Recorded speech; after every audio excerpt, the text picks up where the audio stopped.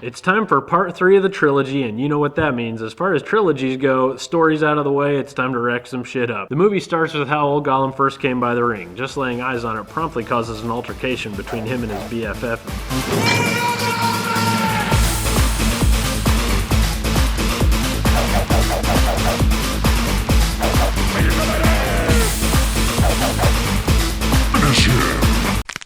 Fatality. The second Deagle I've seen die on screen.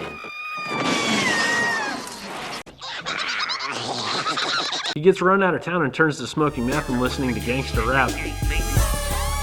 Not that there's any correlation, and becomes the perfect Middle-earth version of one of those before and after anti-drug ads. Gandalf and company roll up on Isengard to deal with Saruman, who Gandalf hasn't seen since their breakdance fight, so he's like, "This right here is payback, playback, I don't play that." And Saruman hurls a fireball, but it don't phase.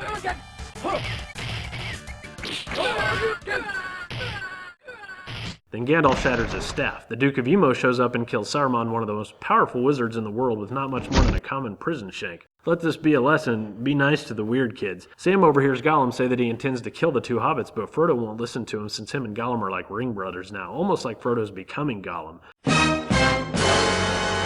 Elsewhere, Pippin looks into Gandalf's crystal ball and they find out where Sauron intends to attack next. Gandalf takes Pippin to Minas Tirith, where they find Denethor, steward of Gondor and father to Boromir and Faramir, played by the great John Noble, who invites them in openly and warmly to join him for dinner. Not really. He basically behaves like a big horse's ass jerk, frumpy dick, jerkbag of jerky horse's ass dicks, and basically says, "I'm not giving up the throne, and if you don't like it, then you can get it." Right when Frodo and company find the secret entrance to Mordor, the Witch King of the Nazgul lands with his dragon thingy nearby, and he lets loose the longest, loudest scream in film history.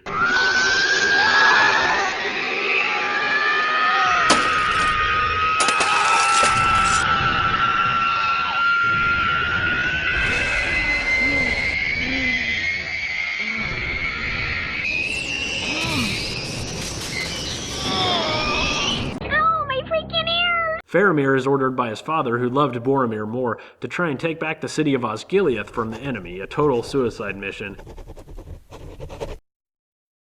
While Faramir rides to his likely death, Denethor demonstrates how to eat disgustingly and orders Pippin to sing him a song, which ends up being quite moving. The fucking Catalina wine mixer. One night near a spooky mountain, Elrond surprises Aragorn with the reforged sword that his forefather had used to cut the ring from Sauron's hand. And he's like, "Check out the sword, bitch." Elrond tells Aragorn he should take the spooky path through the mountain. Aragorn had already gotten a brief glimpse of what might await in the cave.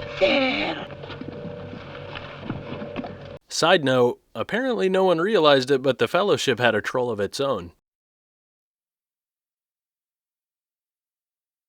Aragorn, Gimli, and Legolas go in and find an army of the dead that can only be commanded by the King of Gondor. They find the leader, and Aragorn's like, "I am the king. Fight for me and I'll release you from your curse." "You look like a common hobo." "Shning! Check out my sword, bitch!" "Shning! Really? You say that when you pull your sword out?"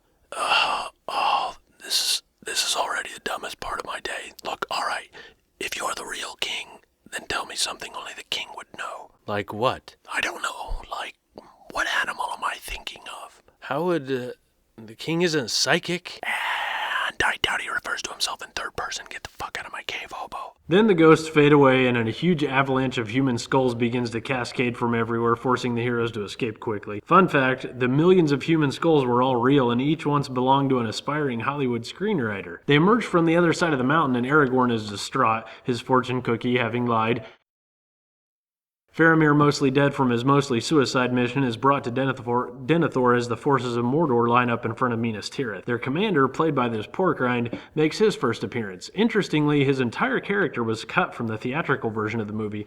Logically, one can only speculate that his removal was the result of pressure put on the studio by the radical right-wing popcorn industry agenda, who felt threatened that moviegoers would suddenly want pork rinds as their new default movie snack.